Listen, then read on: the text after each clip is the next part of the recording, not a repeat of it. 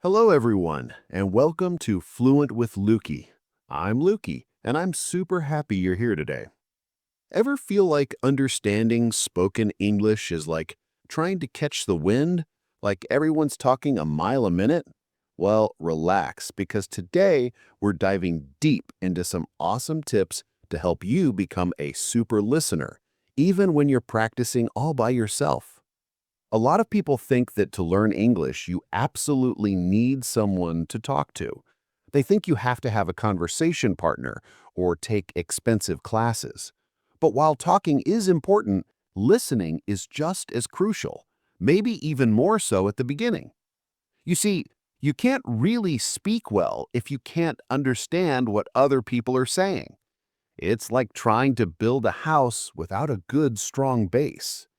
So today, we're going to focus on building that solid listening foundation. And the best part is, you can do it all by yourself, in your own time, and at your own pace. That's right, no pressure. Even people who speak English really, really well, even professionals, they all spend time working on their listening skills.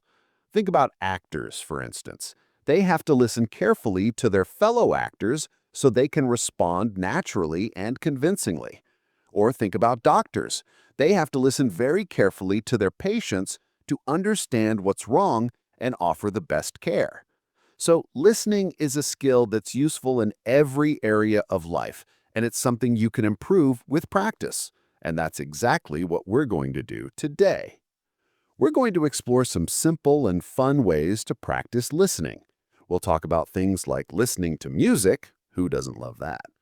Watching TV shows and movies, tuning into podcasts, which of course you're already doing right now, and even using some really helpful phone apps that can make learning even easier and more engaging. So, if you're ready to unlock your listening superpowers and understand English better than ever before, even without a conversation partner, then grab your headphones, get comfortable, and stick around. We've got some seriously amazing tips coming right up. But first, let's clear up some common misunderstandings. Let's bust some myths about practicing listening alone. Okay, before we jump into the really practical tips, I think it's important to address some of the things people often believe about practicing listening by yourself. Because honestly, some of these ideas just aren't true. I've heard these myths countless times from English learners, and they can actually hold you back if you believe them. So, let's get these misconceptions out of the way, and then we can focus on what actually works. First off, I often hear people say that listening alone is a complete waste of time. They think, well, if I don't have a real person talking to me, if I'm not having a back and forth conversation, then I won't actually improve. But that's simply not the case. Listening alone can be incredibly beneficial. In fact, it can be one of the best ways to get comfortable with the overall rhythm and flow of the English language.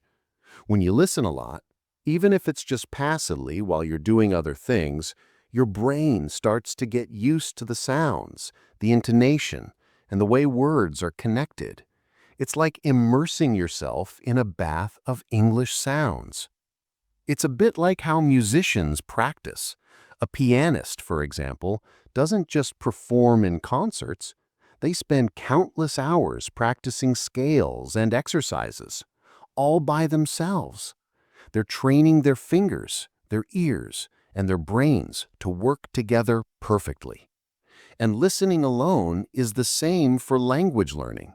It's a way to train your ears and your brain to recognize and process English sounds. Listening alone also helps you learn new words and phrases in context. You're not just memorizing vocabulary lists. You're hearing how those words are actually used in real-life situations. All right, myth number 2.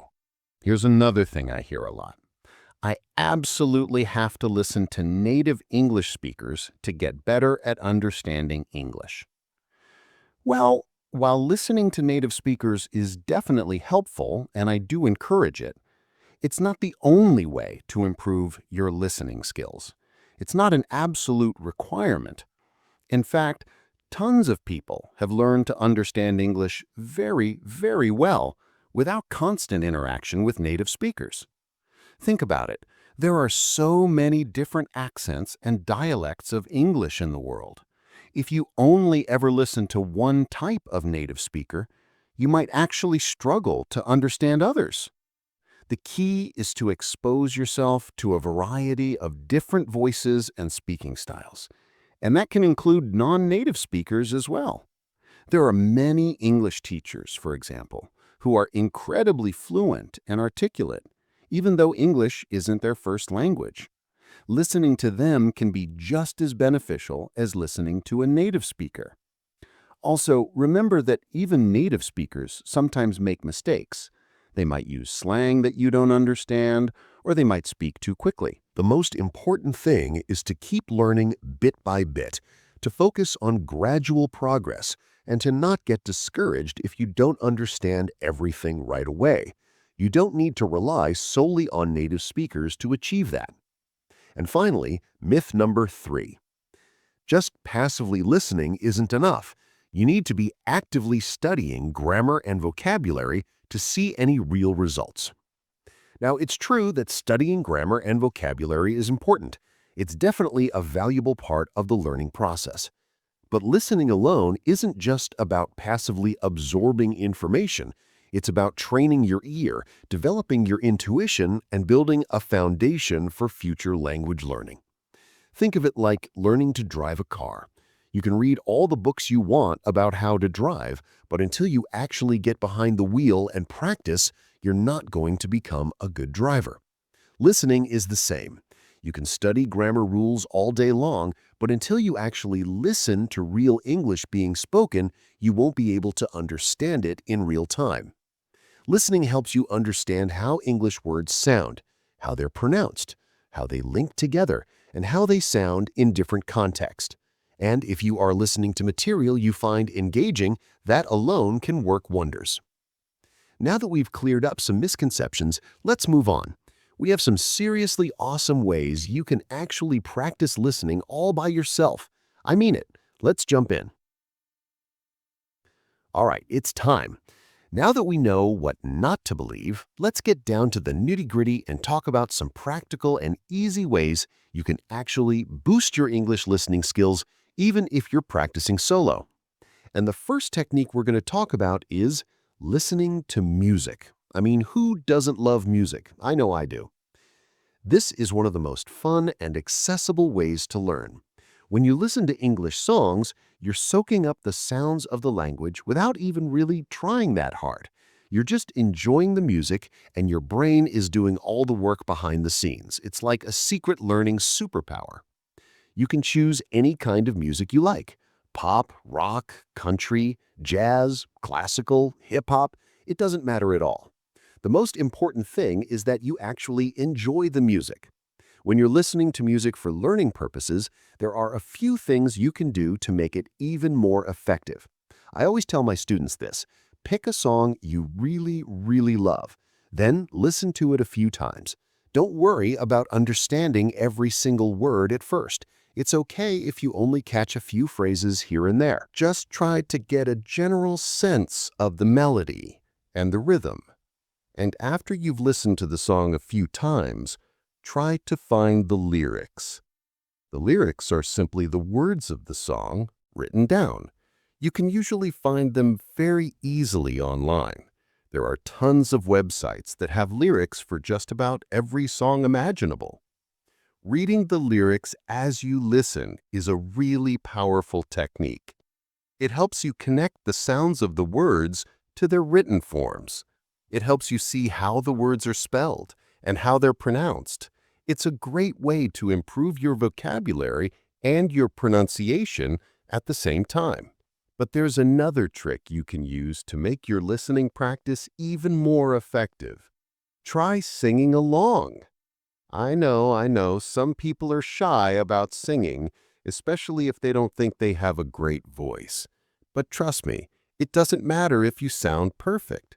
The point isn't to become a professional singer. The point is to engage with the music and to train your brain to remember the words and the pronunciation. Singing along helps you feel the rhythm of the language. It helps you pronounce the words more clearly, and it helps you connect with the music on a deeper level. Plus, it's just plain fun. One more important thing. If you come across any words or phrases that you don't understand, don't be afraid to look them up in a dictionary. Learning new words is a vital part of improving your listening comprehension. And remember to try to figure out the meaning of the song as a whole. What's the song about? Who's singing it? What's the story behind it? Answering those questions helps you connect with the music more fully, and when you connect with the music, you remember the words and phrases even better.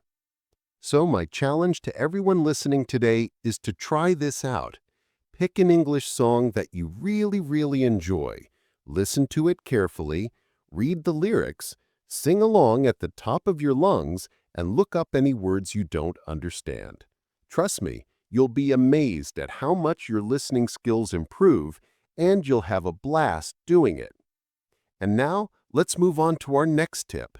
We're going to talk about another incredibly fun and effective way to practice your English listening skills, and that's watching TV shows and movies. That's all the time we have for today. I really hope you enjoyed our little chat about English listening. Thanks for hanging out with me on Easy English Listening. I'm Alex, and I'll catch you next time. Happy listening!